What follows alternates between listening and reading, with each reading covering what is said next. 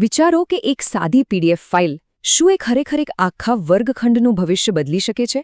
ચાલો, આજે આપણે એક એવી જ સાચી કહાની જાણીએ જ્યાં ટેકનોલોજીના એક નાના અમથા સાધને શિક્ષણમાં કેટલો મોટો અને સકારાત્મક બદલાવ લાવી દીધો.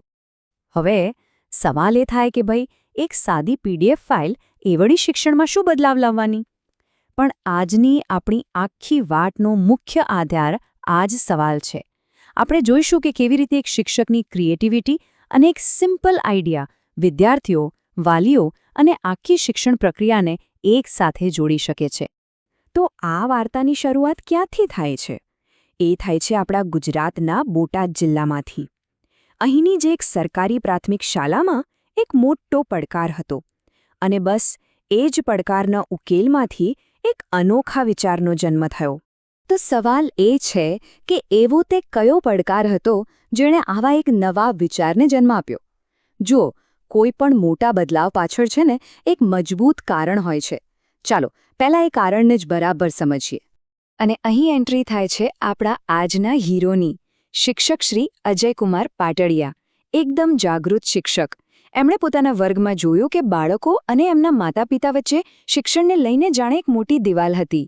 શ્રી પાટડિયાએ 3 મુખ્ય સમસ્યાઓ પકડી પાડી. પહેલું, વાલીઓને ખબર જ નહોતી કે વર્ગમાં શું ચાલી રહ્યું છે. તેઓ આખી પ્રક્રિયાથી સાવ અલિપ્ત હતા. બીજું, સરકારની જે નિપુણ જેવી સરસ શૈક્ષણિક સામગ્રી હતી એ માત્ર શાળાના કલાકો પૂરતી જ સીમિત હતી. અને આ બધાનું પરિણામ, બાળકો ભાષા અને ગણિત જેવા પાયાના વિષયોમાં પાછળ રહી જતા હતા. આ એક ગંભીર સમસ્યા હતી. આ બધા જ પડકારોનો એક જ જવાબ, અને એ પણ એકદમ ક્રિએટિવ. એનું નામ હતું ડિજિટલ જાદુઈ પટારો. નામ પરથી જ ખ્યાલ આવી જાય કે આ કોઈ સામાન્ય ઉપાય તો નહોતો જ. તો આ જાદુઈ પટારો છે શું? એકદમ સાદી ભાષામાં કહું તો આ એક સ્માર્ટ પીડીએફ ફાઇલ હતી. જરા કલ્પના તો કરો, આખી લાઇબ્રેરી, બધી ચોપડીઓ, બધી શૈક્ષણિક રમતો, બધું જ એક ફાઇલમાં પેક. અને એ પણ એવી કે કોઈ પણ વાલી પોતાના ફોનમાં બસ એક ક્લિક કરે અને બધું ખુલી જાય. ખરેખર જાદુ જેવું જ ને? અને સૌથી મજાની વાત તો એ છે કે આ કોઈ રોકેટ સાયન્સ નહોતું. પ્રોસેસ એકદમ સિમ્પલ હતી. બધી ભૌતિક સામગ્રીને ડિજિટલ બનાવી, ગૂગલ ડ્રાઈવ પર સરસ રીતે ગોઠવી અને બધાની લિંક એક જ પીડીએફમાં મૂકી દીધી. પછી શું? બસ આ પીડીએફ વોટ્સએપ ગ્રુપમાં વાલીઓને મોકલી આપી, કામ પૂરું. બસ આ એક જ પગલાંથી જાણે શાળા અને ઘર વચ્ચેની દિવાલ તૂટી ગઈ. જે વાલીઓ શિક્ષણની પ્રક્રિયાથી સાવ દૂર હતા એ હવે બાળકોના અભ્યાસમાં એક એક્ટિવ પાર્ટનર બની ગયા. આ સ્ક્રીન પર દેખાતા QR કોડ્સ જુઓ. આનાથી તો કામ હજી પણ સરળ બની ગયું. કોઈ પણ વ્યક્તિ પોતાના ફોનથી આ કોડ સ્કેન કરે અને સીધો જ જ્ઞાનનો ખજાનો ખુલી જાય. ટેકનોલોજીનો આનાથી સારો ઉપયોગ બીજો કયો હોઈ શકે, ખરું ને? અને આ જ તો આખી ગેમ ચેન્જર વાત હતી, સરળતા. હવે જ્ઞાન ફક્ત શાળાના પુસ્તકોમાં બંધ નહોતું, તે દરેક વાલીના ફોનમાં, દરેક બાળકની આંગળીના ટેરવે હતું. ગમે ત્યારે અને ગમે ત્યાં એને વાપરી શકાય. ચાલો, વિચાર તો બહુ સરસ હતો, પણ શું ખરેખર આનાથી કોઈ ફરક પડ્યો? કોઈ પણ પ્રયોગની સાચી સફળતા તો એના પરિણામોમાં દેખાય. તો ચાલો હવે સીધા આંકડાઓ પર નજર કરીએ. 70%. આ આંકડો પોતે જ એક બહુ મોટી કહાણી કહી જાય છે. જી હા, બરાબર સાંભળ્યું.